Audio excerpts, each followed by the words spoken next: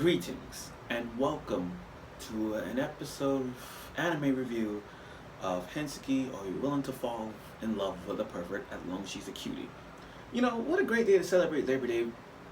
What a great day to celebrate Labor Day with a dosage of fan service and harem in Hensuki. Are you willing to fall in love with a pervert? Episode 9. Now I could say episode 9, you know, it was trying to go in this harem route that the main character is getting through.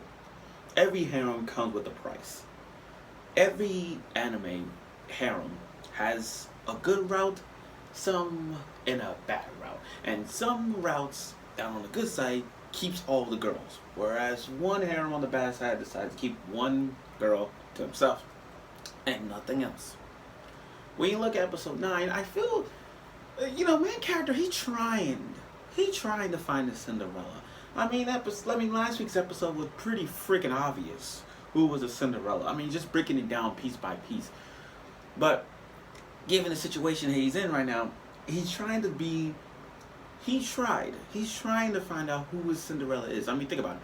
We're in episode 9, 3 episodes left in the game, and this is only the time right now to find out his Cinderella. So what did he decide to do? He decided to take Sayuki to the theme park. And not only that, found out if she's wearing the white panties, and he's becoming a master. Now, he's playing the role of master really, really well. He's playing his role really, really well. And dare I say this, Sayuki all the way. Now, I get it, she's best girl for me. In this show, she's like best girl. And I'm with Team Sayuki in this. But you guys gotta understand, as a fan who likes Sayuki, you gotta admit, she kinda lost this round because she's not the Cinderella. I get it, she's hot and all, she's big-breasted, and she likes to become a dog. I get that. But we gotta admit, sometimes in life, in harem, you have to admit defeat at times. You have to admit defeat. She's not the Cinderella. So to start off with episode 9, I took her to the park and found out what's in the skirt that she's wearing, this long skirt. Having said that, she started rushing into the park, but being the master that he is, he proved it. He's like, stop. A master has to become, you're a pet now, so you have to come with me. She's like, oh, I'm sorry. So she followed her, so she's on his ass every time. And she's holding her skirt behind her back. Truth be told, he thought that, oh, she's probably wearing the white panties. He thought she was wearing them. So he tried every dramatic, mastery way to force her skirt to lift up and see if the panties are there. So they tried the roller coaster, tried the little spinning thing on top. Every dangerous ride just to lift her skirts up. And that was the plan. Turns out it didn't work. And they even got on the Ferris wheel. When I got on the Ferris wheel, it was time to see if that was the case. But given his mastermind, it didn't work out. Given his mastermind, he tried that. And I like how Sayuki licked his face in the Ferris wheel. That was great. He got turned on by it. Truth be told, Team Sayuki all the way. But like I said, the main character is pushing it. And he had a lot of face expressions throughout this episode just to prove that Sayuki is the Cinderella. Okay. And then you got to this one scene where the night when they was walking towards the steps. Holding hands and walking towards the steps. As they were trying to, being open-minded to each other, he still had this one, the one thing I like about this main character in this is that he has, what's the word? He's grown and he's bold with this. Like the moment he got up the stairs, he's like, Suki, you're still my master for today. I'm still your master. So can you lift your skirt up? And as soon as she lifted up, it was like, oh my God. And he didn't even react to it. This part got me a little upset because I'm like, wait a minute. She lifted her skirt up. She's not wearing no panties. And the next thing you want to do is you freaked out. No nosebleed. No redness. You just going like, And then he took her home. I'm like, what the hell? Guys, if Sayuki, Team Sayuki, listen to me. If Sayuki was your pet for a day, and you told her to do all these other stuffs, okay, that's good. And then you told Sayuki to lift up your skirt and everything, would you go for it? Would you go for it? Would you get a nosebleed? Would you go for it? Would you have that says like, oh my gosh, she ain't wearing that? Would you have a reaction towards it? Yes. But with Keiki, he just like, he's shocked and he just took her home. I'm like, this guy is so freaking lame. He didn't get none. He should have. And then Sayuki, after that incident, Sayuki just writing patient. In these small little microfiber little things, just writing patient. I'm like, God damn this. And then out of all this, you got Koga, the little doll blonde hair girl trying to make a move, trying to see what's really going on. And again, this guy, the main character, had a lot of fake expression trying to make Sayuki embarrassed. But I like how Sayuki's playing the role of trying to get inside the main character's head. And then just when things get a little crazy, it's just she's not just a slave.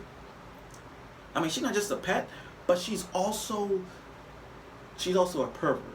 So, and that's what I like about it. I mean, like everybody's a pervert sometimes. Sayuki just demonstrated. She admitted to herself she's a pervert. And then when the two got alone, the question came out: did you steal underwear from the room? Mind you, he could have said white panties. Like, I'm confused. Like, why did he just said, did you steal underwear underneath my bed? Did he just steal white panties under the bed? Or something like that. Just say something like that. But he didn't say the question. He just said, did you steal any underwear in my room?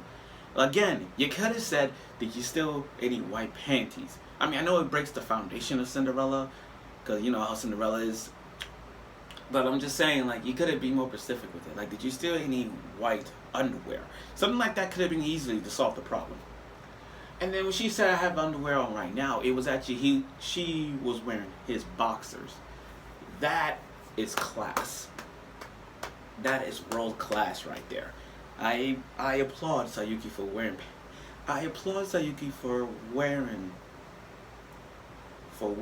his boxers. I applaud that. So Team Sayuki, I get that. Now but she's not the Cinderella. Now I said it before and I'll say it again. I like Sayuki. I'm with Team Sayuki all the way on this. But part of me, I was like, it's like this. I don't want to break away with Team Sayuki. I'm with the team. But I've said before, she's not the Cinderella. I like her, but she's not the Cinderella. So if you take the process of all of the girls' process of elimination, Sayuki is out. Not the shipping. So this is out. Sayuki is eliminated from the Cinderella competition. So now we get into Koga. And Koga, yo, that little girl, she is a demon. There's something about her is a demon inside. I don't know why people like her. I don't know why people like this girl. I don't get it. Like, I know she's a slave. I know she wants to have a slave of her own, and I appreciate that. But the way she just teasing people is just irks me sometimes.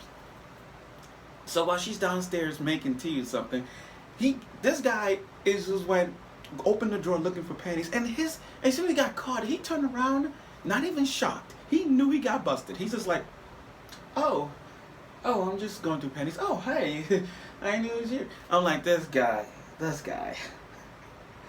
And she took a photo of getting busted with it, and then he's gonna be a slave for it. And you know, and I like to say this episode turned to like a full 180, because think about this. He went from this. Okay, think about this. This is the master. This is the slave. This is the master episode, and next week gonna be a slave. So this episode was really funny because he just went from master now, and then you turn it around again, and now he's gonna be a slave. So again, master this episode. He was a master. Now he's gonna be a slave.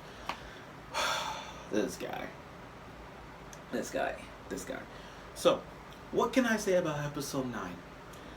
Episode 9 was this is one of the best episodes so far, because the main character normally don't have shown face expressions a lot.